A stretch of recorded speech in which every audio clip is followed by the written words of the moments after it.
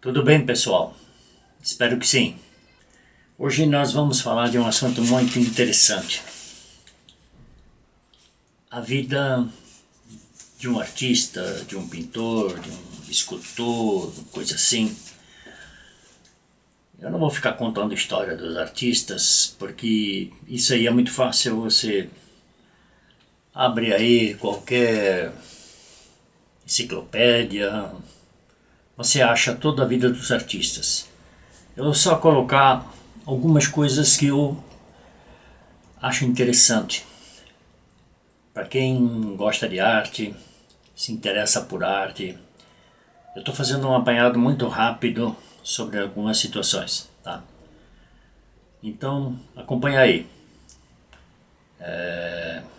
Tem aí uma pequena apresentação e depois eu vou falar de alguns artistas, ok?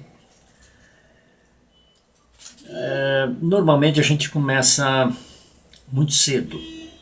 A vocação para a arte é uma vocação que ela não tem muita explicação. Ela vem e fica. E eu sempre costumo dizer que a vocação pela arte ela demonstra pela sua persistência, muito mais pelo seu talento. Porque tem muita gente com talento e que não teve muita persistência e acabou ficando pelo caminho. A vocação pela arte ela é muito pela persistência. É muito trabalho, porque ele é um trabalho solitário, principalmente na pintura. Mas você leva muito tempo para estudar, não é uma coisa fácil. Aliás, eu acho que você estuda o resto da sua vida. Você vai ver a história de pintores que foram mudando seus estilos durante a sua trajetória e foi estudando e cada fase é uma fase, cada período é um período, né? Vocês podem observar o Picasso, por exemplo, vocês veem que em cada período tem uma fase totalmente diferente uma da outra. E é difícil imaginar onde que está a evolução dessas fases. São fases diferentes. Uma hora é uma coisa, outra hora é sempre figurativo, né?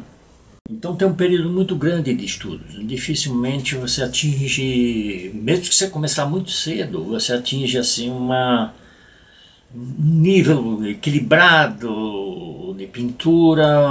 Isso que você começar bem cedo, lá para os 25 anos, 27, 28 anos, você atinge uma maturidade razoável. Disso que se estude bastante. Depois você tem um trabalho de sobrevivência, porque isso não adianta só você pintar. Você precisa ser um agenciador também dos seus trabalhos. Então, de uma forma ou de outra, você precisa tentar sobreviver. Essa sobrevivência, ela pode vir de uma série de atitudes que você pode tomar. Ou você realmente vende seu trabalho, ou você começa a dar aula, vendar, sei lá, tentar propagar seu trabalho numa rede social, ter sorte de que você tenha seguidores, que alguém consegue te ajudar de uma forma ou de outra. Para você não dispersar muito daquilo que você faz, o que não é muito fácil quando você sai fora do seu foco principal, porque você tem uma vida social, você tem uma série de coisas que te arrastam fora do teu trabalho. E a pintura, ela cobra muito. Ela cobra muito. Pintura, escultura, essas artes que dependem da mão, depende do teu trabalho diário, elas cobram demais do artista. Então isso é muito comum que o artista seja um cara meio estranho.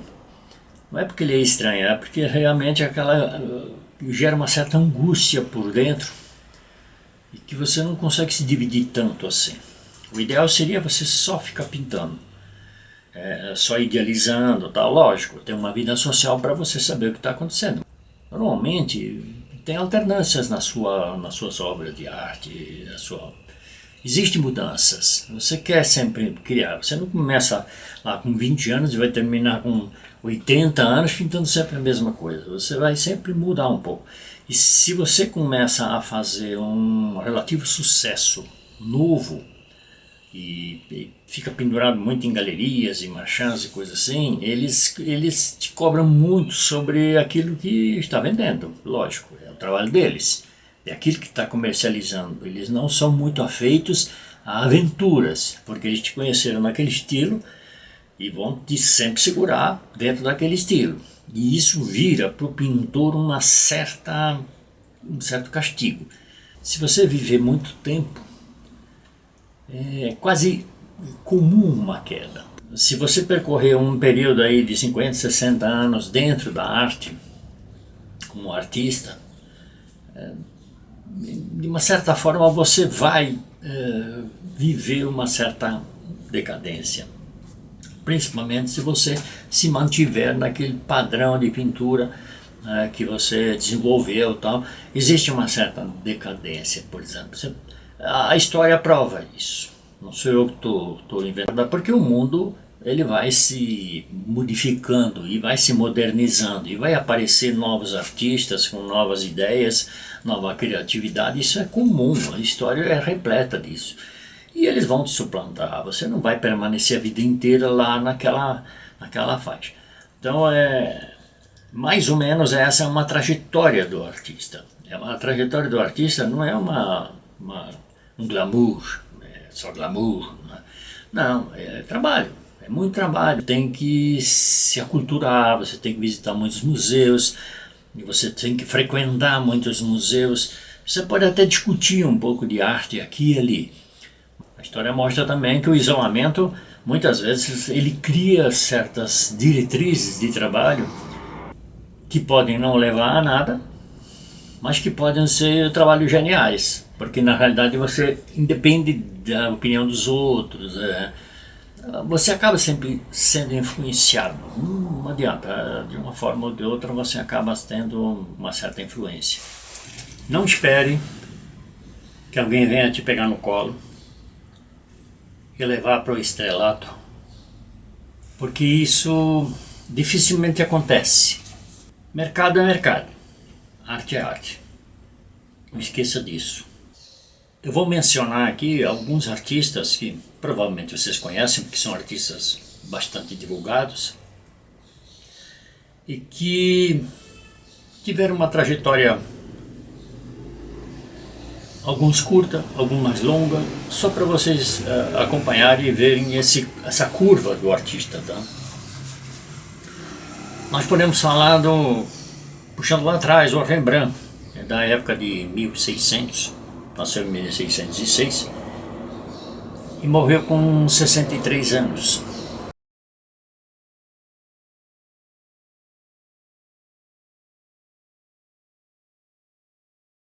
O Rembrandt foi um dos maiores pintores da nossa história. E ele teve um sucesso relativamente novo, 25, 6 anos. O Rembrandt já era bastante conhecido. Porém, o Rembrandt viveu a vida inteira com alunos e a base do retrato. Ficou muito famoso, muito rico na época, porque realmente na época o artista plástico tinha essa projeção. Mas sofreu também, como a vida dele foi razoavelmente longa para o período, veio a decadência. E o Rembrandt praticamente faliu. Faliu porque gastava muito, também. Mas faliu porque achava que a sua obra seria eterna. E ele foi trocado. O tempo passou. Tiveram outros artistas que vieram e substituíram o Rembrandt.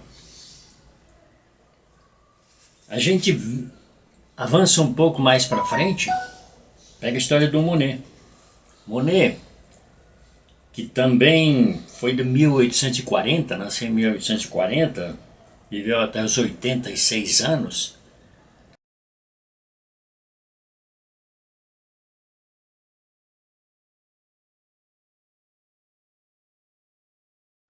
Pouca gente sabe, mas o Monet viveu numa miséria terrível. Tinha uma família razoável, mas a família se negava a financiar ele, porque ele não quis estudar, ele não quis pertencer à escola padrão, tá? O pai dele não ajudava. E o Rembrandt, aos 28 anos, com família, com tudo, tentou suicídio, se jogou no Rio Sena. Tamanha era a miséria que ele vivia. Em 1983, aí na faixa dos 43 anos, 44 anos, ele começou a ter algum rendimento financeiro, ele começou a melhorar um pouco de vida. 43 anos, isso depois de longos 20 anos de pintura. Só que em 912 ele já foi superado. 911, por exemplo, já foi superado pela turma nova, que era o Picasso, essa turma que veio com cubismo, essas coisas todas. Então, ele, no final da vida dele, ele superou aí, porque ele se manteve, porque primeiro ele foi o pai do impressionismo, um dos pais do impressionismo. Não é qualquer coisa. E ele sempre teve uma vida modesta, viveu ali uma casa em Giverny, cheio de filhos, lógico, porque ele casou com uma mulher que também tinha um monte de filhos e viveu num espaço bastante grande, mas na época a 60 quilômetros de Paris. Cézanne, quem conhece Cézanne, que é praticamente da mesma época, nasceu em 1839, morreu aos 67 anos.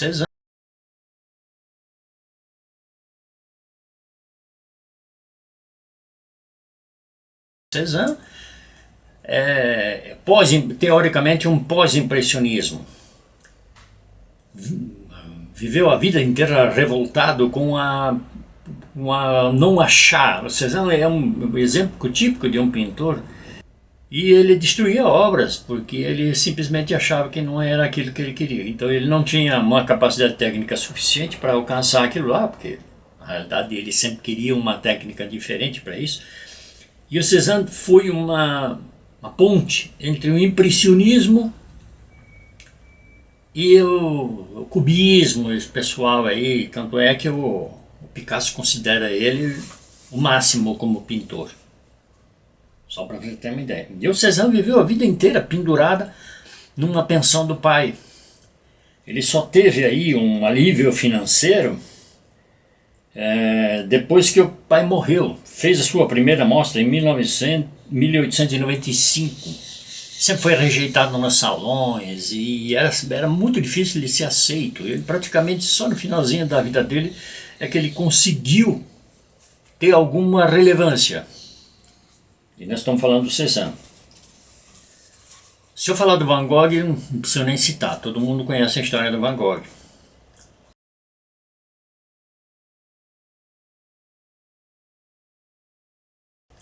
Van Gogh foi um pintor que começou muito tarde, talvez entre os impressionistas e pós-impressionistas, é o que menos tecnicamente era exuberante, porque na realidade começou muito tarde, se revoltava muito, aprendeu sempre sozinho, lutando sempre contra tudo e contra todos. Mas o Van Gogh, ele morreu aos 37 anos, e aí todo mundo fala, nossa, porque ele era louco. Não, o Van Gogh não era louco, talvez depressivo, em busca de alguma coisa que ele não conseguia achar, que é muito difícil para o artista. Mas o Van Gogh carregava uma culpa muito grande. Ele era sustentado pelo irmão. E isso para ele era um negócio que estava moendo ele por dentro. E isso fez com que o Van Gogh, de uma forma ou de outra, que ele não ficou muito esclarecido até hoje, acabou com a sua própria vida. Talvez tentando se vitimizar. Nunca viveu da pintura. Viveu pela pintura, mas nunca viveu da pintura. Então é uma vida difícil. Toulouse-Lautrec morreu cedo também, acho que uns 30 e poucos anos, né? Na base do absinto, bebida. Toulouse-Lautrec sempre foi sustentado pela família também, porque não tinha como sobreviver, né? Só que hoje nós conseguimos, hoje nós temos ferramentas muito potentes, né? Nós temos a internet à nossa mão, que nos propicia um livramento de certas amarras. Eu não estou dizendo que o machão ou que as galerias sejam uma amarra. Para muita gente é a felicidade. Mas eu considero isso realmente um pouco de amarra. Você tem hoje a liberdade de não ser escolhido por essa gente. Você tem a liberdade de se propagar, se colocar no mercado sem precisar passar por essa triagem que é muito desgastante para o artista. Você fazer o seu trabalho, depois se colocar ele em julgamento com pessoas que nem sempre têm a capacidade de entender o que está fazendo, e a grande maioria não tem mesmo. Você pode ver a história é rica nisso. E gente que fica julgando o teu trabalho sem ter conhecimento suficiente. Onde que você pode montar a sua galeria, você pode fazer a sua divulgação, você pode fazer a sua negociação. Existe uma série de formas de pagamentos que você pode fazer, que você pode negociar. Quer dizer, hoje o mundo é muito mais fácil. Hoje você pode fazer debates pela internet, participar dos debates da internet. Boa sorte para quem está começando, para quem está no meio, para quem está, sei lá, pensando em desistir. Bora para frente, não tem desistência. Vamos em frente, a gente pinta até as nossas energias e a nossa força se esgotar. Ok? Deus sabe o que faz. Um abraço, obrigado por assistir até aqui.